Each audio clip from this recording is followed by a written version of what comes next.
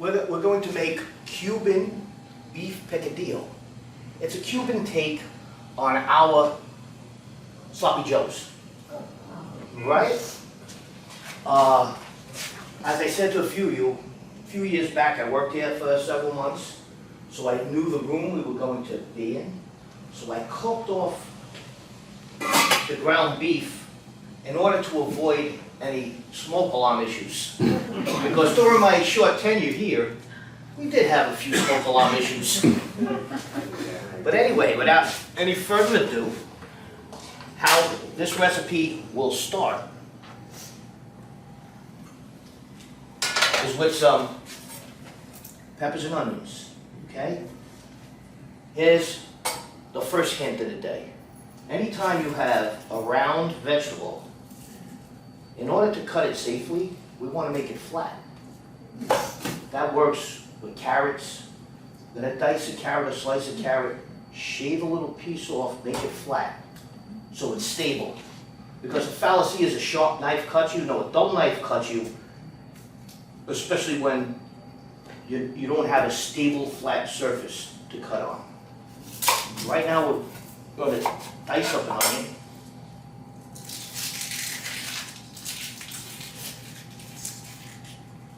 The second chef trick, when dicing an onion, we're going to make horizontal and vertical slices. I'm sure you saw this watching Bobby Flay on Food Network plenty of times, all right?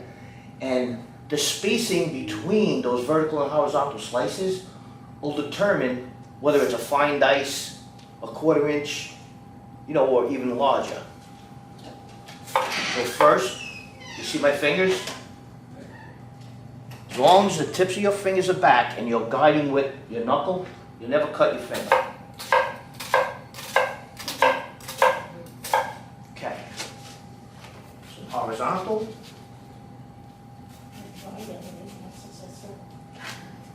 And then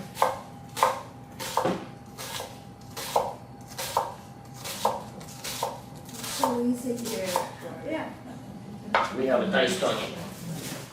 Okay?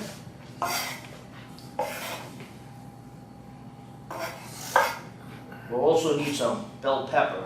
I already diced an orange one. I like the orange, yellow, and red ones. They're sweeter. Okay? Another old wives' tale is peppers give me what I like to call agita. In my neighborhood, we call it agita. That's what my grandmother called it. Anyway, the reason people get heartburn from peppers is not from the pepper. It's from the veins in the pepper. Anytime you eat, if you're eating a dish with peppers and onions and you see that in it, fire that chef. All right? You want to take the veins out. So you just have flesh. This is what your body doesn't digest, and this is what gives you the agita. It's that little artery, that little vein that runs down the stem of it. You know that, right? Where's my Italian ladies in here? They all know that. And gentlemen, sorry.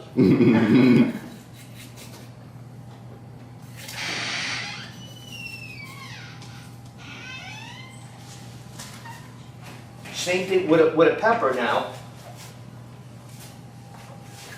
Never cut on the outer surface. Always on the inside. It's so hard to break that outer membrane, the skin on a pepper. And to dice these, we want to get them about the same size. We're going to make little matchsticks. I'd say they're about 1/4 inch.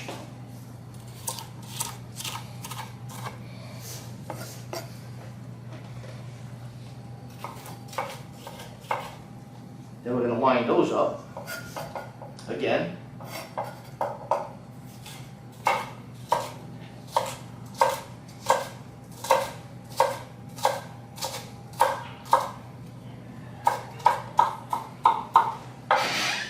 There we go.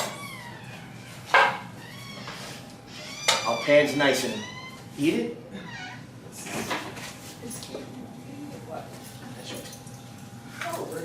Some EVOO. A little bit of olive oil.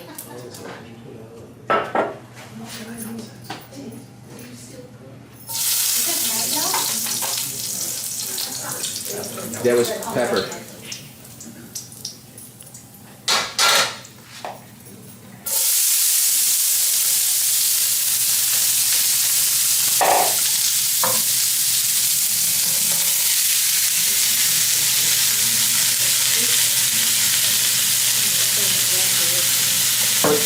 What makes this a Cuban Picadillo rather than a sloppy Joe is the seasoning we're going to use.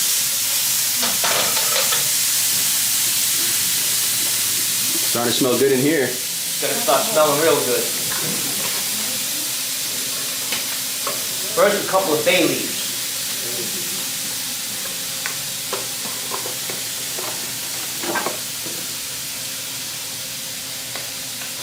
And a little cumin. Some oregano, very popular in all Spanish dishes. Looking good. A pinch of salt. What the salt will do, will sweat those peppers and onions. Get the sugars out of them. A little black pepper. And one of my favorite ingredients, smoked paprika. It smells like a barbecue, and you don't need much of this. Less is almost more with it. You want that flavor layered in the back. Now you're gonna start smelling it. Yeah, once those onions sweat out.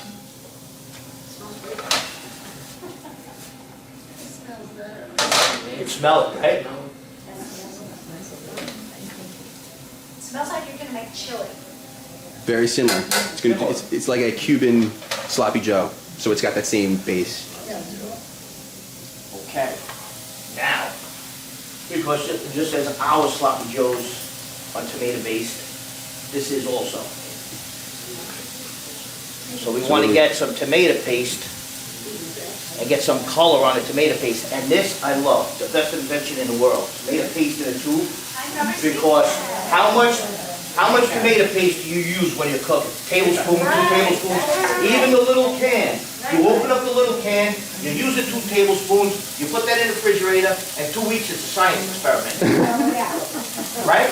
This is great. Once you open it, you refrigerate it. And it's but stored. It's great because it may be a couple of cents more than the can, but you're throwing a can out. You never use a whole can. Oh yeah? Okay. 2, exactly. Now we want to get a little color on this paste. And that's, tomato paste is concentrated tomatoes, so it's going to really infuse that tomato flavor.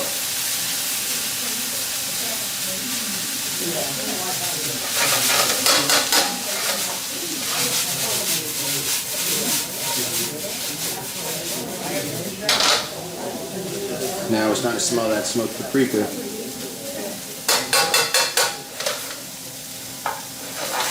Got a tomato paste going. All right, a couple of the ingredients we're going to add, once these sweat a little bit more, is like a sweet and sour flavor. There's going to be some capers and pimento stuffed olives, and also raisins. That's going to be the sweet component of it. Now, my grandmother was Sicilian, all right? She would make 2 types, hey, she would make 2 types of meatballs on Sunday. She would make the regular meatballs, then she'd make the Sicilian meatballs. And the Sicilian meatballs would have golden raisins and pinoles in them. Now, we don't fill up the suggestion box. Then we'll have abundance over here.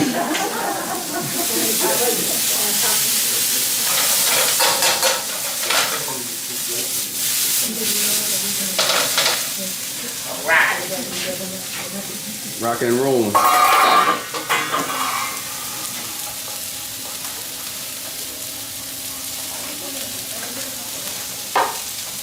Like I said before, I cooked off the ground beef. It's just some ground beef.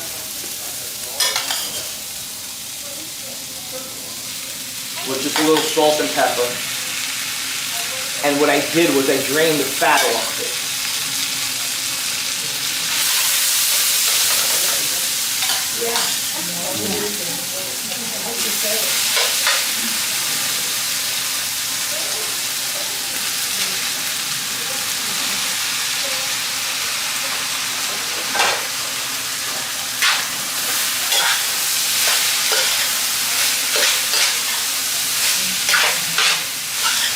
Now, I did a little research on this dish, and they eat this a couple of ways.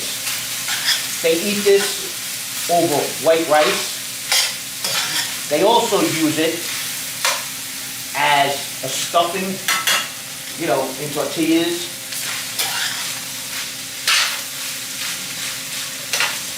And also like a sloppy Joe style. And they also serve it as a street food, just like we eat our sloppy joes. And a little bun. How's it smelling out there? Now, because we didn't want to burn it,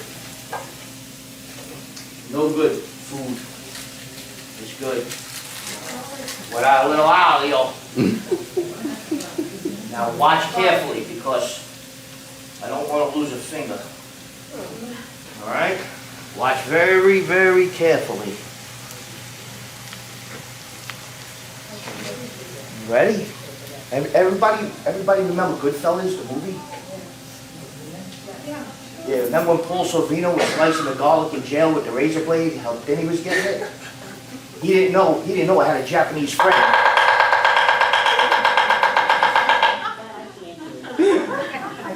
He didn't know. Look at that.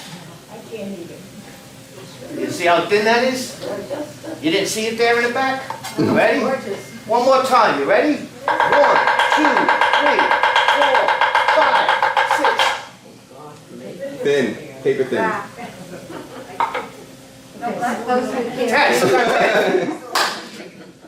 I still have 10. If we can't do that, because we'll... That's now, you know why? I don't expect you to do that. What I expect you to do before you leave today is come and take one of our pamphlets and look into our service. What we do is we come to your home with our toolbox and cooler. In that cooler, I have a rolling Coleman cooler here, full of pots and pans. And in this toolbox, the first lady, I went to this lady's house for the first time. She said, I didn't call a plumber, I called a chef. Well, I got my tools too. That's all my knives and spatulas and graters. And what we do on a weekly or bi-weekly basis is we come to your home with our equipment and a little bag from ShopRite with any ingredients you don't have in your home for whatever you selected. And we arrive at your house, and in about 2.5 hours, you select 4 menu items, and we turn them into about 10 or 12 full meals. And we package them in like General Tso takeouts, you know, the black square takeout containers. We put the salmon, the string beans, the potatoes, everything, whatever you selected. And we make you 12 of those meals, and we label them, and we date them, and then you can freeze them and refrigerate them, and you have healthy meals, and as Seth said, well cooked to your dietary restrictions, whether it's hypertension or pre-diabetes, all right? We cook to your dietary restrictions and make it taste good in the process. Can we ask questions? Well, Yeah. Absolutely, that's why I'm here. I'm a Catholic school boy. What about... I'm a teacher at Catholic school. Oh, there you go. I knew I recognized you. Sister Catherine, when I was in the 6th grade, if it was today, she'd be doing 25 to life. She'd bang my head into the blackboard so many times. What was your question? When you're doing, like if you're vegetarian, when you start there. Sure. What would you suggest instead of, what would be a vegetarian twist on this? On this, well, nowadays, Yeah. I have a client here in Monroe that is vegetarian, and I make her every dish we have.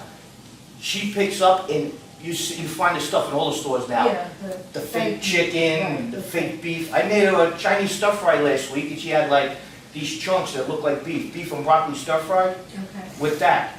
It's come a long way in the last 10 years. I mean, you know, it used to be Morningstar was like the only, No, I know. and now it's come I've along. been using it, but I'm Impossible trying- meat. It's also rather expensive if you're paying. That is Yeah, the it is. only caveat to that. It is. Eating healthy is expensive. You could eat at McDonald's for cheap, but you're killing yourself. Yeah, you could probably do like a version of like soybean, you know, with this and flavoring it and seasoning it a certain way, but The next, excuse me, 1 second, Seth, I gotta Back get to this you. in. The next ingredient, of course, some tomato sauce. And it's your lucky day because that wasn't out of a jar. That was my marinade.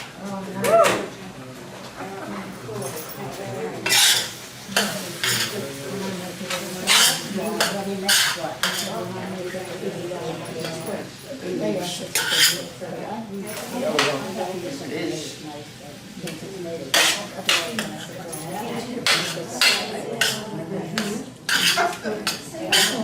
I was getting marinade in this dish. I didn't care if it was from Afghanistan. So you took the bay leaf out, Yes, so it only takes a few minutes for it to... yes, that infused. Once that went into that olive oil with the peppers and onions, it infused the flavor. And bay leaves are nasty to eat, but they do impart a nice flavor. And another Italian trick from my grandmother. What is that? A bay leaf, when you have an upset stomach, Oh, bay leaves, yeah. you put bay leaf in water. Acqua d'avola. That's what you say in Italian. You put bay leaf, bring a little water to a boil, let it cool off. If you want a little sweet, put a little sugar. sweet sugar or sweet and low, whatever you use, in there. Cures a upset stomach in an instant. If you open up my mother's refrigerator, there's a bottle of that at all times. Acqua d'avola.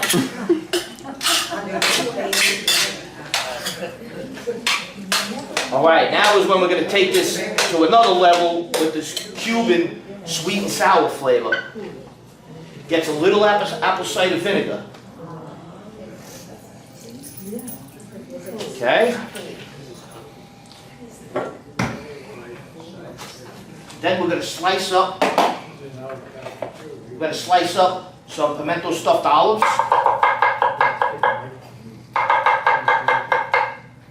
Right? And I have some capers, all right? Just your regular, ordinary capers. I'm gonna get that in there for that saltiness and brininess. All right? Looking good. And the sweet component to make that agrodolce. Gotta be some raisins. Your regular sun-made raisins.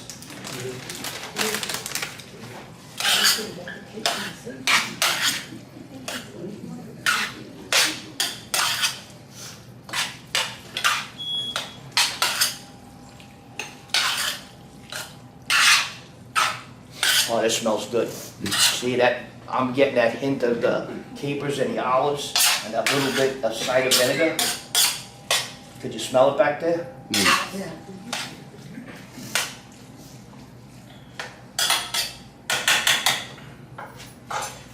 Seth, can you hand me one of those forks? I just want to taste it for seasoning. You got it right over here. I think they're in the front, right here. Oh yeah.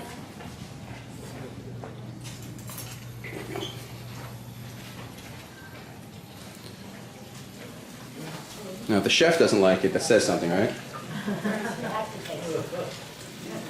Looks like he likes it. It's a happy boy.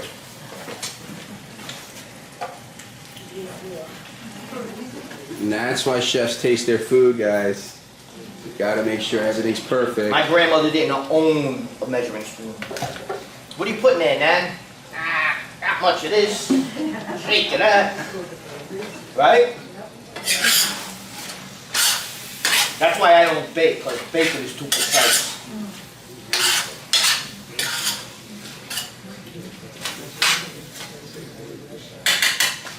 little hit, just a little bit of salt. Not a lot. And with salting something doesn't mean it has to be salty. You add a little salt, salt brings out all the other flavors. And I used a real thick kosher salt. Yeah, good for cooking. Thanks. Thicker grains.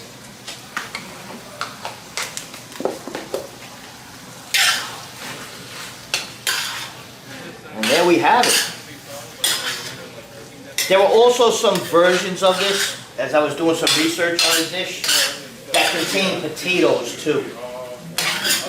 To me, that didn't sound appetizing. I don't know how to go. What's up? When I lived in Holland, there's always been an Indonesian influence in cooking.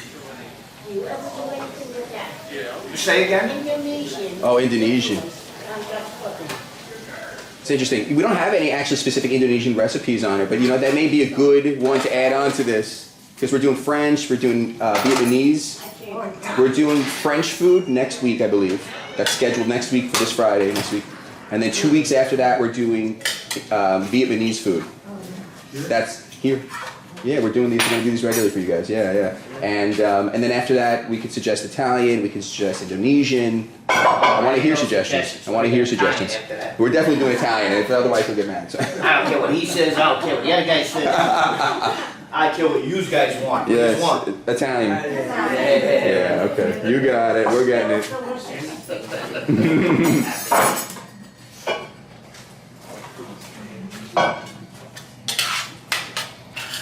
Yeah, so what are we doing? We're gonna plate this, and then everybody's gonna get to taste it. Oh yeah. And we got some fresh rolls up here for everybody to grab one for the Sloppy Joes. So you can obviously load it up with your sandwiches, like a Sloppy Joe, or you can eat it on the side of it, if you guys prefer. And we do have some to-goes there.